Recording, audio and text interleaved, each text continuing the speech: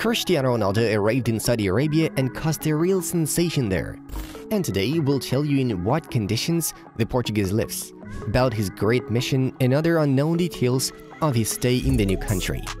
Be sure to subscribe to Inside Football because we watch football from a different angle. And don't forget about the likes and support of this video. Let's get started!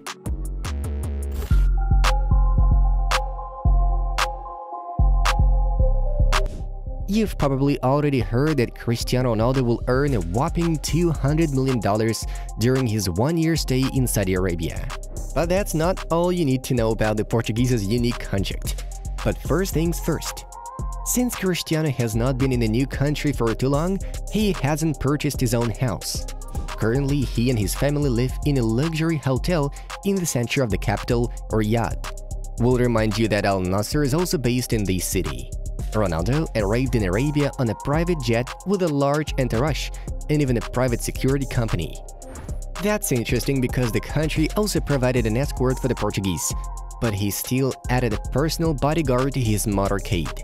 It should be noted that a truly royal reception was organized for him. It couldn't have been otherwise. The press, fans, flowers, children in Al Nassr t-shirts, and so on.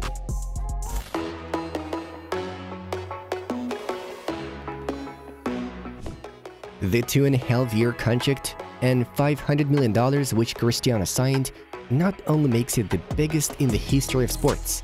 Cooperation between Saudi Arabia and the Portuguese will continue until 2030. He took on important advertising contracts, attending events for the promotion of Saudi Arabia and assuming the image of that candidacy for the organization of the World Cup that they seek for 2030 or 2034, Marca reports. That is, Cristiano also takes on a promotional mission. His task will be to popularize the Middle Eastern country and help it win the right to host one of the future World Cups.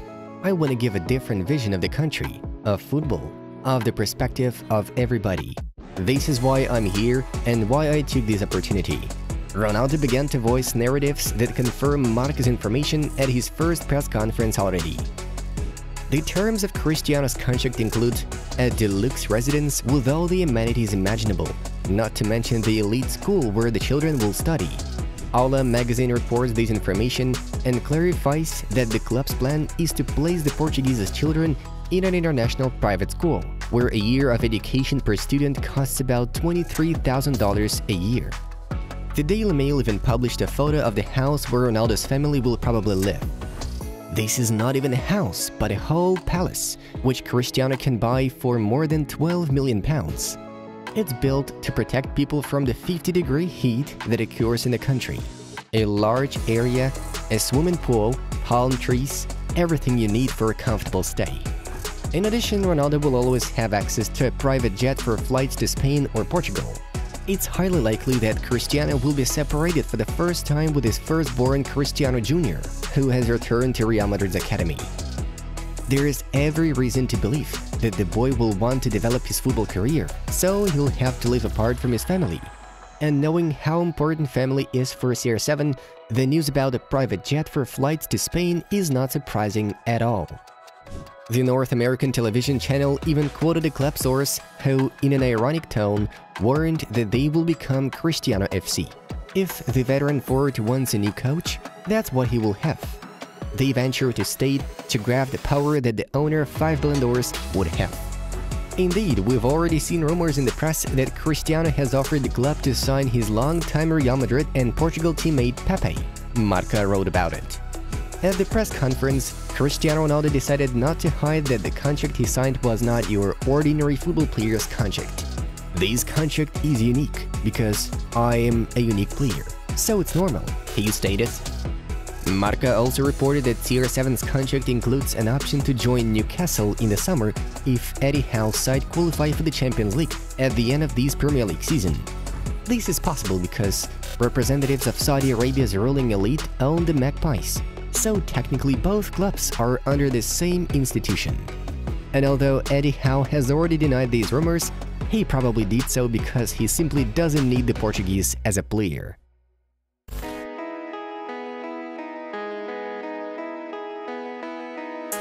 Cristiano Ronaldo is a necessity for the Saudis. At least, This is what their behavior says. Above all, they want to develop the image of the country in the West, and the Portuguese is the perfect guide for this goal. We've already mentioned the ambassador's mission to promote the countries as a potential host of one of the future World Cups. But that's not all. It's hard to describe the attention that Cristiano's persona brings to the country. Just look at Al Nassr's Instagram account. On December 29th last year, 822,000 people followed the club page. Cristiano was announced on December 30th, and currently the account has 11 million followers. This is more than any Premier League club outside the Big Six, and also more than Italian giants such as Roma or Napoli. Now that's an influence. Moreover, Saudi Arabia intends to change the country's law for the sake of Cristiano Ronaldo. The fact is that under current laws, unmarried couples don't have the right to live together. Since the official marriage between Georgina and Cristiano hasn't been registered, the effect of this law should also apply to them. Because of that, a scandal and a conspiracy theory even broke out that the Portuguese is not alright in his relationship with his girlfriend and he wants to take advantage of the situation to break up with her. But now Saudi Arabia will amend this law and a couple will be allowed to live together. In fact, changing the law will help soften the strict rules of life in the country, which will automatically make it more open to the Western world. Saudi Arabia's Crown Prince, Mohammed bin Salman, is following this path of modernizing the country. So the signing of Cristiano has served as a catalyst for such changes.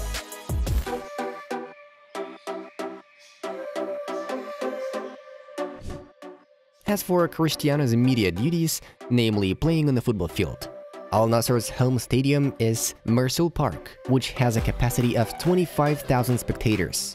Ronaldo has already been introduced to the public in this arena, but the debut will have to wait a little. Firstly, Cristiano Ronaldo has to serve a 2-match club ban he received for smashing an Everton fan's phone while at Manchester United. And secondly, they couldn't immediately register the Portuguese in the team, as there is a limit on foreign players in Saudi Arabia. And in order to add Cristiano to the team, Al Nassr must let go of one of the foreigners. As of January 7th, Ronaldo is included in the team's squad. It has not yet been announced, but striker Vicente Bobokar, whom ironically Manchester United are showing interest in, is most likely to have left the club. So we can expect Cristiano's debut after serving his suspension on January 22nd in a home match against Al Ettifaq. There is a chance that he will be able to play either on January 14th, but on the condition that the club agrees with FIFA to reduce the disqualification. Knowing how FIFA works, it's not hard to believe in the success of this campaign. I give my word to this club, not only to develop football but other parts of the country. For me, it's a good challenge. It's a good chance to help with my knowledge and experience to grow many important points. I'm really happy to be here. I know the league is very competitive. I'm ready to keep playing football. This is how Cristiano Ronaldo spoke of his goals at the new stage of his career. Guys, tell us in the comments below how you feel about Cristiano's transfer to Al Nassr. Is this the end of his football ambitions and he will now fulfill the role of an ambassador while simultaneously playing football at a low level? Or will he still surprise us with his sporting feats? And after that, watch some other videos on our channel. Take your pick.